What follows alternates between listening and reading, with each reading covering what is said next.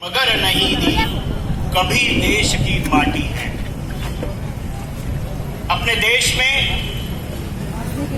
कई सारे क्रांतिकारी हो गए कि जिन्होंने अपने देश के लिए अपना पूरा जीवन न्योछावर कर दिया। और इसलिए अपने पूर्व प्रधानमंत्री अटल बिहारी वाजपेयी जी हमेशा कहते थे कि जैसी ये भारत भूमि वंदन की भूमि है, अभिनंदन की भूमि है, वैसे अर्पण की भूमि है और तर्पण की भूमि है। इसका अनुभव भगवान बिरसा मुंडा जैसे थोर क्रांतिकारी नेता के चरित्र से हमें होता है।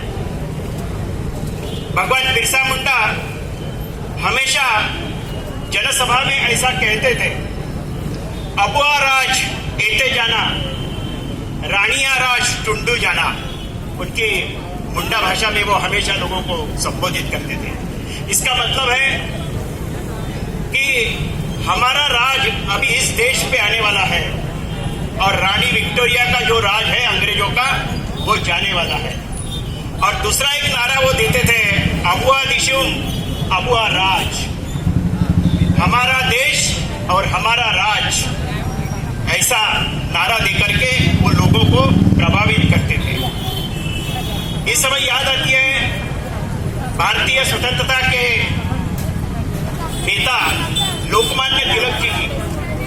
उन्होंने अंग्रेजों के कोर्ट में कहा था कि स्वराज मेरा जन्मसिद्ध अधिकार है और वो मैं लेके रहूंगा। इस नारे से लोग ऐसा जानने लगे कि एक सिम्हा गर्जना थी।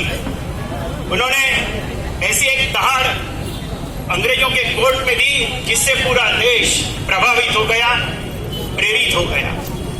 वैसे ही भरी जनसभा में कई सारे अंग्रेज सिपाहियों के सामने बिरसा जी हमेशा कहते थे, अबुआ दिशुम अबुआ राज। इसका मतलब यही है कि हमारा देश है और हमारे देश में हमारा ही राज होना चाहिए।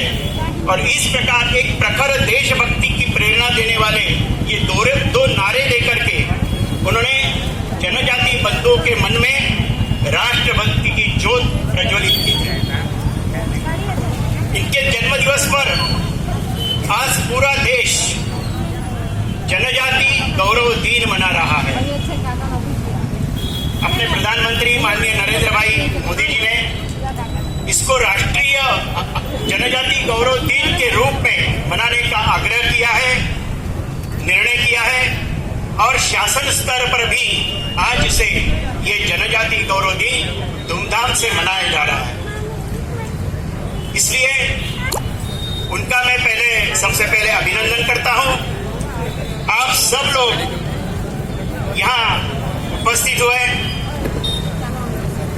मंच पर आसीन सब महानुभाव, माननीय गणपत भाई, माननीय सुरेश भाई, माननीय चंदन सिंह जी और कई सारे महानुभाव यहाँ उपस्थित हैं। उन सब का मैं तहे दिल से स्वागत करता हूँ। सबसे पहले हमें ये जानना होगा कि ये जनजाति गौरव दिन का प्रारंभ करने की आवश्यकता क्यों है। यहाँ हमें सब मालूम है कि 9 अगस्त को यूनो ने निर्णय कर लिया था कि 9 अगस्त ये विश्व आदिवासी गौरव दिन मनाया जाए।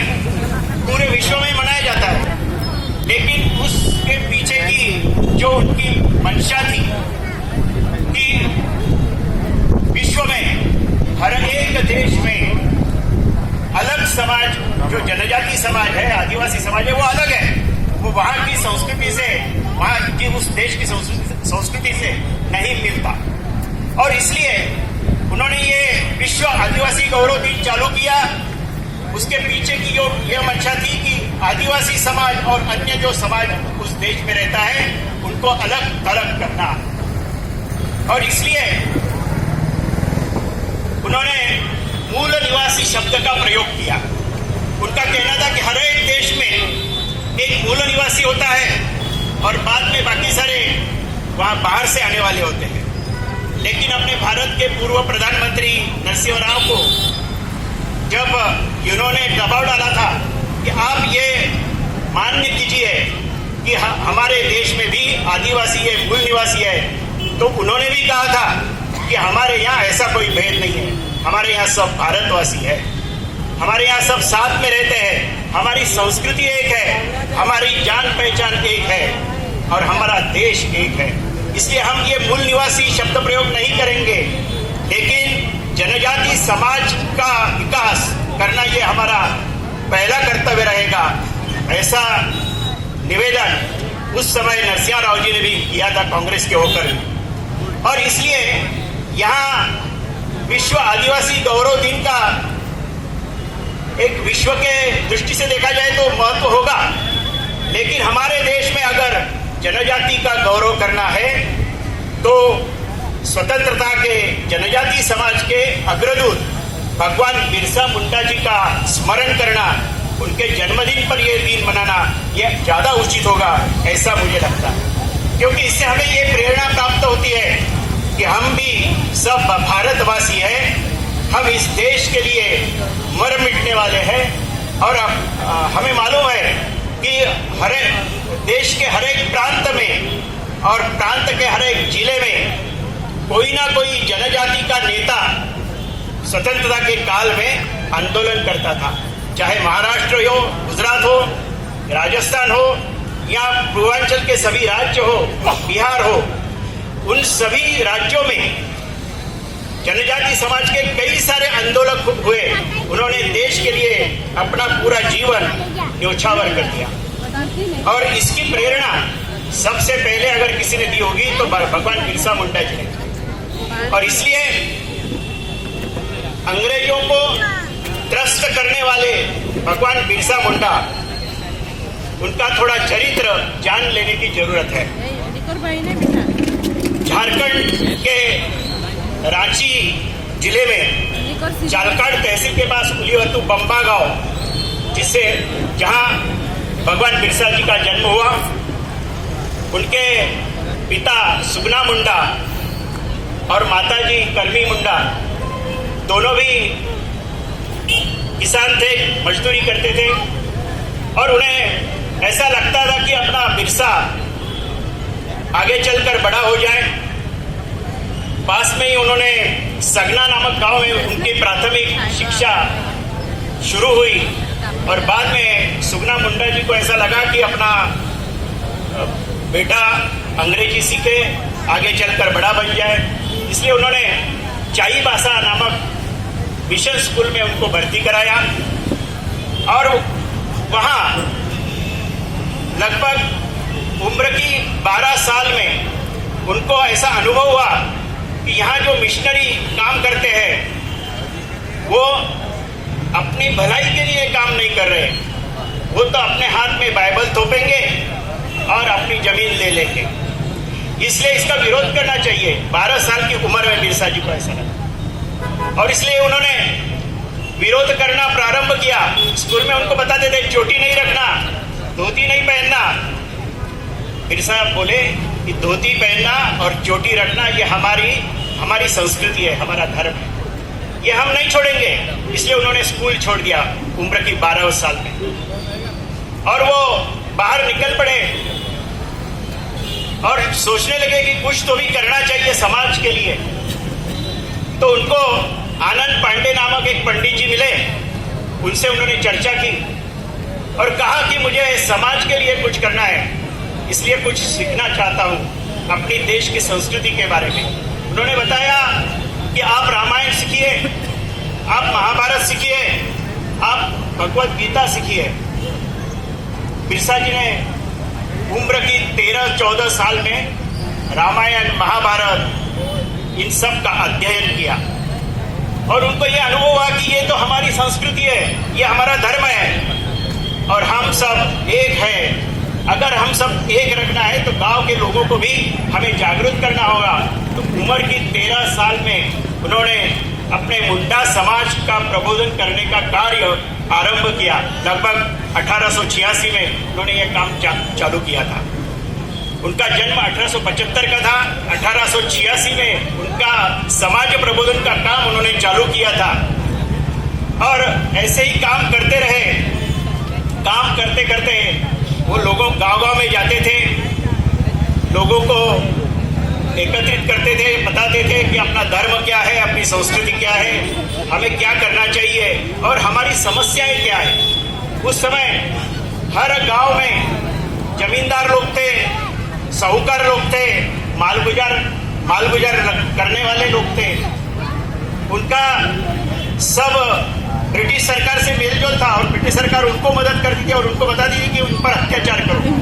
इसलिए समाज में फूट पाटने का प्रयास अंग्रेजों द्वारा होता था।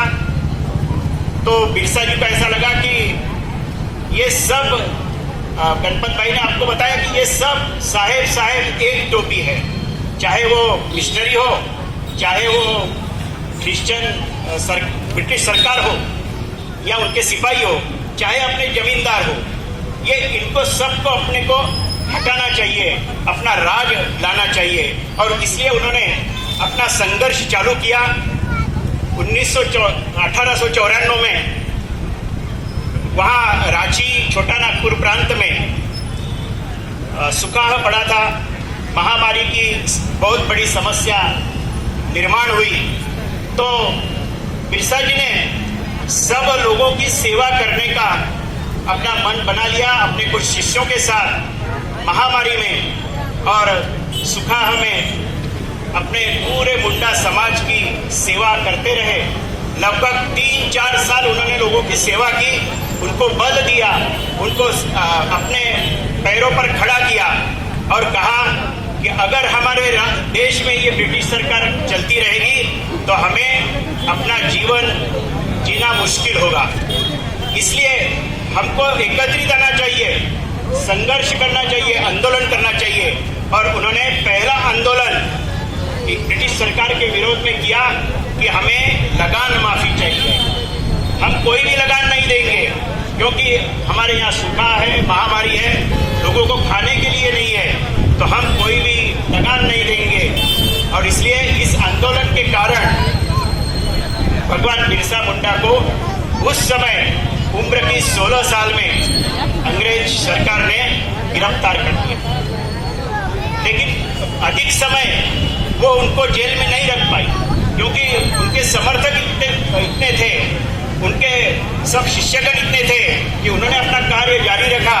और एक दिन 1896 में भगवान बिरसा को ब्रिटिश सरकार ने मुक्त किया। मुक्त करने के बाद फिर उन्होंने अपना काम चालू किया और 1897 में भी उन्होंने कई जगह आंदोलन किए, लोगों को उजागर किया और वो हमेशा ऐसे प्रवास करते रहे।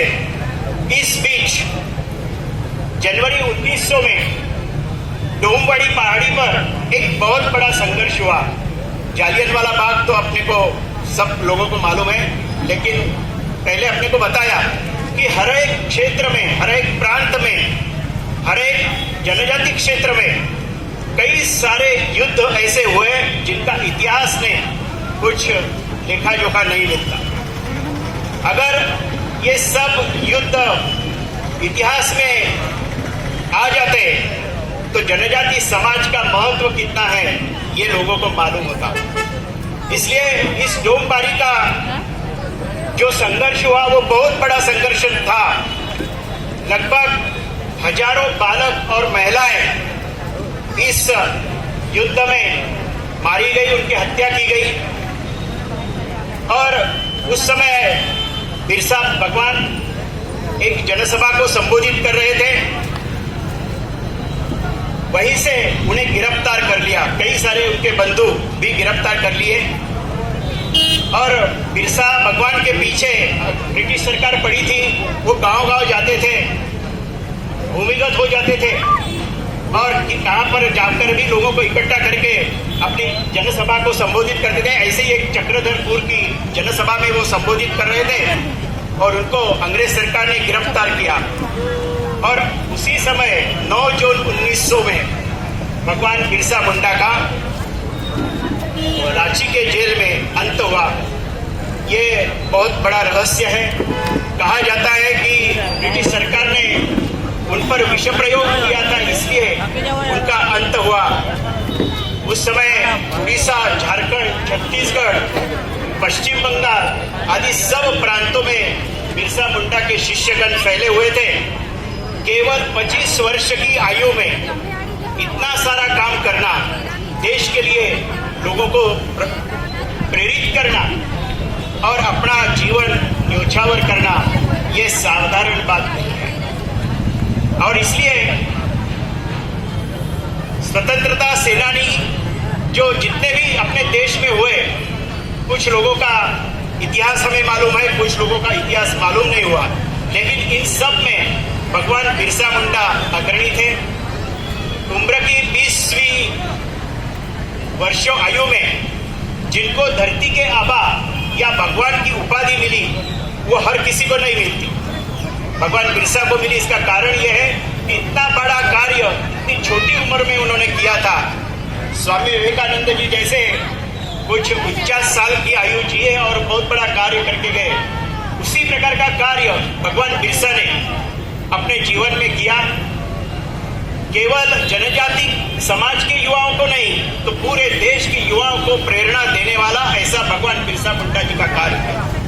और इसे हमें अच्छी तरह से अध्ययन करना होगा, उनके जीवन से कुछ प्रेरणा पाकर पूरे देश में जनजाति समाज में एक अच्छी जागृति करने का कार्य इस माध्यम से हमें करना है। इसलिए इस जनजाति गौरव दिवस का महत्व अधिक है। इसको हम हमारे मन में रखें और आगे चलकर भगवान बिरसा मुंडा जी की जीवनी से प्रेरणा लेकर अपना कार्य आगे चलाए, ऐसी अपेक्षा करके मैं अपना निवेदन समाप्त करता हूँ।